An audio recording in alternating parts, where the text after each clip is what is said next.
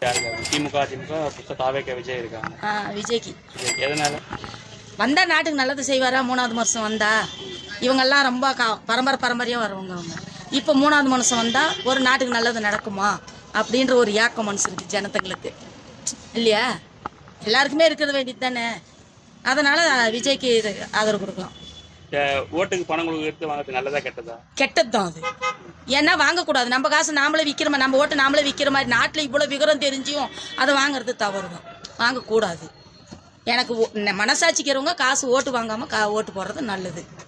ஏன்னா நம்ம காசுக்கு வித்த மாதிரி ஆயிடுது. அவங்களை எதுவும் கேள்வி கேட்க முடியாது. வேற அவங்க சொல்ற மாதிரி ஆளுங்க இல்லை. எப்படின்னா இப்போ ஒரு கம்பெனி 10 பேர் வேலை செய்யறாங்கன்னா ஒருத்தர் குறிப்பிட்டு இருப்பாரு. அவரெல்லாம் வந்து வேலை முன்ன பின்னா இருக்கு. 10 பேர் வேலை செய்யறவங்க தான். விஜயா இருக்கட்டும், மற்ற கட்சியாக இருந்தாங்க. இன்னைக்கு சமுதாயத்துக்கு இன்னைக்கு சூழ்நிலைக்கு இப்போதைக்கு இருக்கிறாள் ஸ்டாலின் ஒருத்தர் தான். இந்த அனுபவம், இந்த மேனேஜ்மெண்ட் பண்றது, அந்த அடிப்படையில் ஓட்டுக்கு பணம் கொடுக்கறது வாங்குறது. ஓட்டு பணம் வந்து வாங்கவே கூடாது. அது நாங்கள் வாங்குறது உண்மையாலும் இந்த டிவி சொல்றதுல அவங்க கொடுக்குற 1000 500 வச்சு நாங்கள் வாங்கக்கூடாது. அதை வச்சு எத்தனை நாளைக்கு அது ஜனங்க புரிஞ்சுக்க மாட்டேங்கிறாங்க.